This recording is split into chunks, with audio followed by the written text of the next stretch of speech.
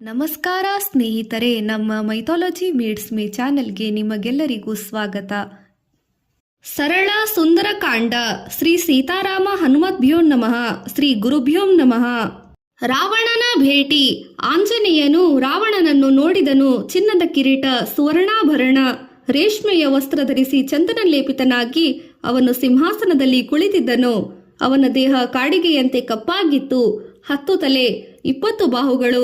ರಾವಣನು ಮೇಘದಂತೆ ಶೋಭಿಸುತ್ತಿದ್ದನು. ಅವನ ಎಕ್ಕೆಲಗಳಲ್ಲಿ ಪ್ರಹಸ್ತ, ದುರ್ಧರ, ಮಹಾಪಾಶ್ವರ, ನಿಕುಂಬರು ಕುಳಿತಿದ್ದರು. ಹನುಮಂತನು ರಾವಣನ ತೇಜಸ್ಸಿಗೆ ಬೆರಗಾದನು. ಇವನು ಅಧರ್ಮಿಯಾಗದಿದ್ದರೆ ಇಂದ್ರನನ್ನು ಆಳಬಲ್ಲ ಮಹಾ ತೇಜಸ್ವಿ ಎಂದು ಅವನಿಗೆನಿಸಿತು. ರಾವಣನು ತನ್ನೆದುರು ನಿಂತ ಹನುಮಂತನನ್ನು ನೋಡಿ, ಇವನು ಹಿಂದೆ ನನ್ನನ್ನು ಶಪಿಸಿದ ನಂದಿಯೋ ಬಾಣಾಸುರನೋ ಇರಬಹುದೋ ಎಂದು ಶಂಕಿಸಿದನು. ಪ್ರಹಸ್ತನನ್ನು ಕುರಿತು ಅವನನ್ನು ವಿಚಾರಿಸು ಎಂದನು. ಪ್ರಹಸ್ತನು ಹನುಮಂತನನ್ನು ಪ್ರಶಂಸೆ ಮಾಡಿ ಇಲ್ಲಿಗೆ ಬಂದ ಕಾರಣವೇನೆಂದು ಕೇಳಿದನು. ನೀನು ವಾನರ ರೂಪಿಯಾದರೂ ಮಹಾಬಲಶಾಲಿಯಾಗಿರುವೆ. ನಿಜವಾಗಿ ನೀನು ಯಾರೆಂದು ತಿಳಿಸೆಂದನು. ಹನುಮಂತನು ಪ್ರಹಸ್ತನ ಪ್ರಶ್ನೆಗೆ ಅವನಿಗೆ ಉತ್ತರಿಸದೆ ರಾವಣನನ್ನು ಕುರಿತು ಹೀಗೆ ಹೇಳಿದನು. ನಾನು ಯಾವ ದೇವತೆಯ ದೂತನೋ ಅಲ್ಲ, ನಾನು ವಾನರ. ರಾವಣ, ನಿನ್ನ ದರ್ಶನವಾಗಲೆಂದು ಅಶೋಕವನವನ್ನು ಹಾಳು ಮಾಡಿದೆ.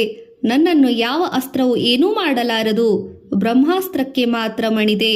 ನಾನು ಶ್ರೀರಾಮನ ದೂತ. ನಿನ್ನ ಬಳಿ ಮಾತನಾಡಲು ಬಂದಿರುವೆ. ಹೇ ರಾಕ್ಷಸೇಶ್ವರ, ಇದು ಸುಗ್ರೀವನನ ಸಂದೇಶ.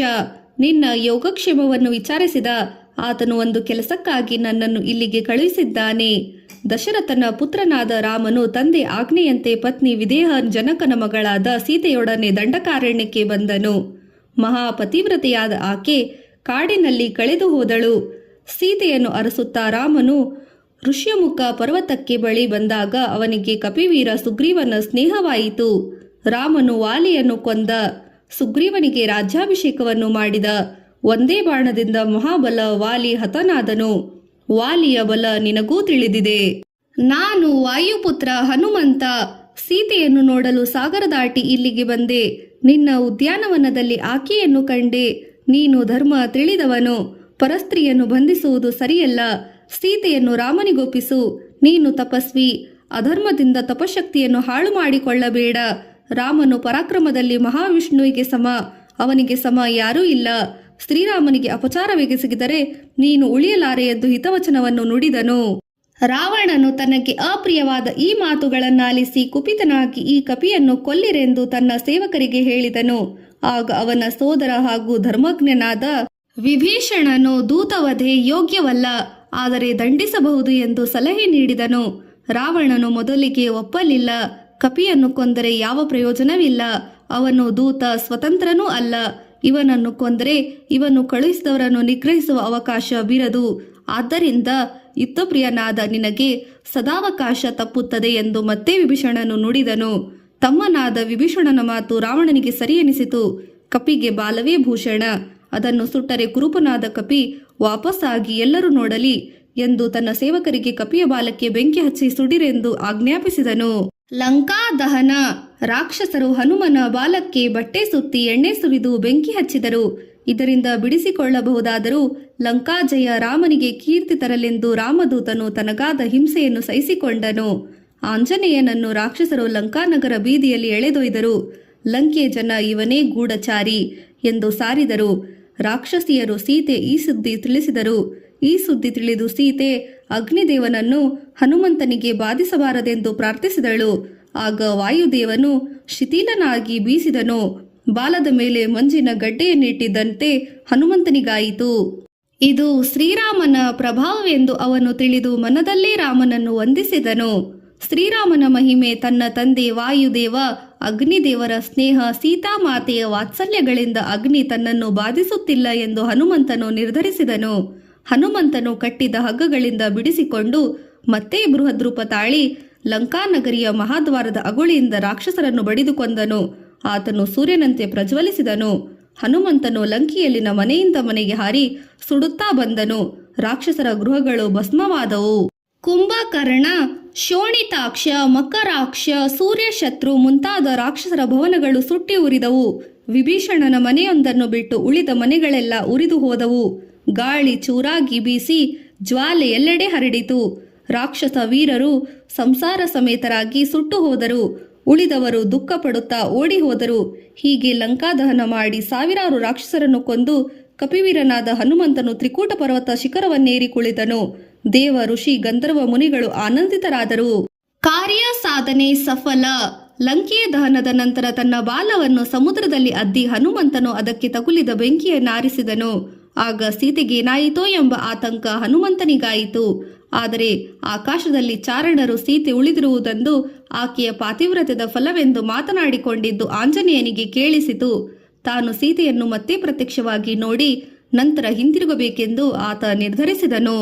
ಆಂಜನೇಯನು ಶಿಂಶಪಾ ವೃಕ್ಷದ ಬಳಿ ಬಂದು ಸೀತೆಗೆ ನಮಸ್ಕರಿಸಿ ತಾವು ಉಳಿದದ್ದು ನನ್ನ ಭಾಗ್ಯ ಎಂದು ಹೇಳಿದನು. ಆಗ ಸೀತೆ ಅವನಿಗೆ, ವೀರಾಗ್ರಣೆ, ನೀನು ಮಹಾಬಲಶಾಲಿಯೋ ಸರಿ, ನೀನು ರಾಮನಿಂದ ಪರಾಕ್ರಮ ಪ್ರದರ್ಶನವಾಗಿ ನನ್ನನ್ನು ಬಿಡಿಸಬೇಕು ಎಂದು ಹೇಳಿದಳು. ಸೀತೆಯನ್ನು ಸಮಾಧಾನಪಡಿಸಿ ಹನುಮಂತನು ಆಕೆ ಅಪ್ಪಣೆ ಪಡೆದು ಹೊರಟನು. ಹನುಮಂತನು ಅರಿಷ್ಟ ಪರ್ವತವನ್ನೇರಿ ನಿಂತು ಸುತ್ತಲೂ ಕಣ್ಣು ಹಾಯಿಸಿದನು. ಮನೋಹರವಾದ ಅರಣ್ಯ ಕಾಣಿಸಿತು. ಮಹಾಸಾಗರವನ್ನೊಮ್ಮೆ ನೋಡಿ ತನ್ನ ದೇಹವನ್ನು ಬೆಳೆಸಿದನು.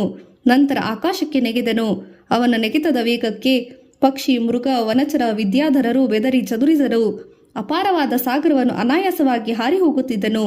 ಬಿಳಿಯ ವಸ್ತ್ರಧಾರಿಯಾಗಿ ಹನುಮಂತನು ಚಂದ್ರನಂತೆ ಮೋಡದಲ್ಲಿ ಮರೆಯಾಗಿ ಮತ್ತೆ ಕಾಣಿಸುತ್ತಿದ್ದ. ಮೇನಾಕ ಪರ್ವತವು ಮೈದಡವಿ ಮಹೇಂದ್ರ ಪರ್ವತವನ್ನು ದೂರದಿಂದ ನೋಡಿ ಹರ್ಷದಿಂದ ಸಿಂಹನಾದವನ್ನು ಮಾಡಿದನು. ಕಪಿಗಳ ಭೇಟಿ. ಕಪಿಗಳು ದೂರದಿಂದಲೇ ತಮ್ಮ ಗೆಳೆಯ ಆಪ್ತ ಬಂಧು ಆಂಜನೇಯನನ್ನು ಕಂಡು ಹಿಗ್ಗಿ ಕಿರುಚಾಡಿ ನೆಗೆದಾಡಿದರು.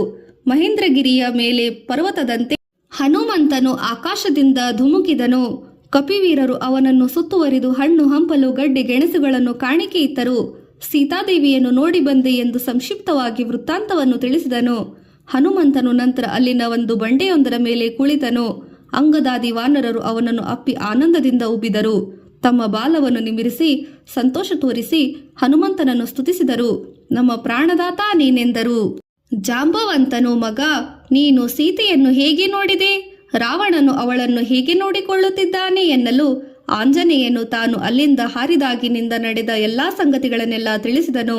ಅಂಗದನು ಸೀತೆಯನ್ನು ಕರೆತರಬೇಕಿಲ್ಲ ಎಂದನು. ಜಾಂಬವಂತನು ದೂತನಿಗೆ ಸೀತೆಯನ್ನು ಹುಡುಕಬೇಕು ಎಂಬ ಆಜ್ಞೆ ಮಾತ್ರವಿದೆ.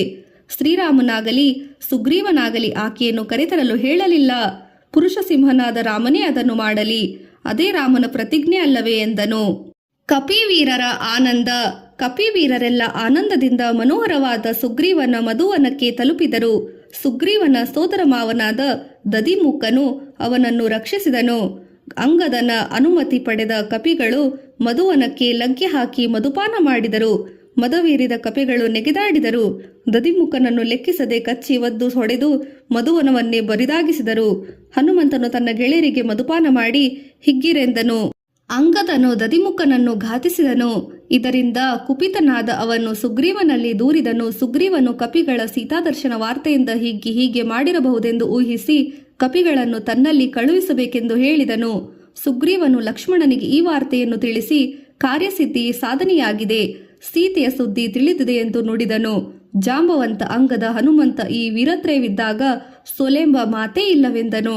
ದದಿಮುಖನು ಅಂಗದನಿಗೆ ಕೂಡಲೇ ಸುಗ್ರೀವನನ್ನು ಭೇಟಿ ಮಾಡುವಂತೆ ತಿಳಿಸಿದನು. ಅಂಗದನ ಸಲಹೆಯಂತೆ ಕಪಿವೀರರು ಸುಗ್ರೀವನೆತ್ತೆ ಹಾರಿದರು. ಸುಗ್ರೀವನು ಶ್ರೀರಾಮನಿಗೆ ಸಮಾಧಾನ ಮಾಡಿ, ಶುಭವಾರ್ತೆ ಬಂದಿದೆ, ವಾನರರು ಹರ್ಷಿತರಾಗಿದ್ದಾರೆ, ಹನುಮಂತನು ಹಿಂತಿರುಗಿ ಬಂದಿದ್ದಾನೆ, ಜಯ ಕಾರ್ಯ ಸಾಧನೆ ಖಚಿತವಾಗಿದೆ ಎಂದನು. ಶ್ರೀರಾಮನ ದರ್ಶನ. ಹನುಮಂತನು ಶ್ರೀರಾಮನಿಗೆ ತಲೆಬಾಗಿ ದೇವಿಯು ಕ್ಷೇಮದಿಂದ ಇದ್ದಾಳೆ ಎಂದು ನಿವೇದಿಸಿದನು. ರಾಮನಿಗೆ ಹನುಮಂತನೇ ಈ ಕಾರ್ಯ ಸಾಧನೆ ಮಾಡಿರುವುದೆಂದು ತಿಳಿದಿತು. ಶ್ರೀರಾಮನು ಸಂತುಷ್ಟನಾಗಿ ಹೆಮ್ಮೆಯಿಂದ ಹನುಮಂತನನ್ನು ನೋಡಿದನು. ಆಗ ವಾನರರು ಪ್ರಸ್ಥವರ್ಣ ಪರ್ವತವನ್ನು ತಲುಪಿಸಿ ಸೀತಾ ವೃತ್ತಾಂತವನ್ನು ವಿವರವಾಗಿ ನಿವೇದಿಸಿದರು.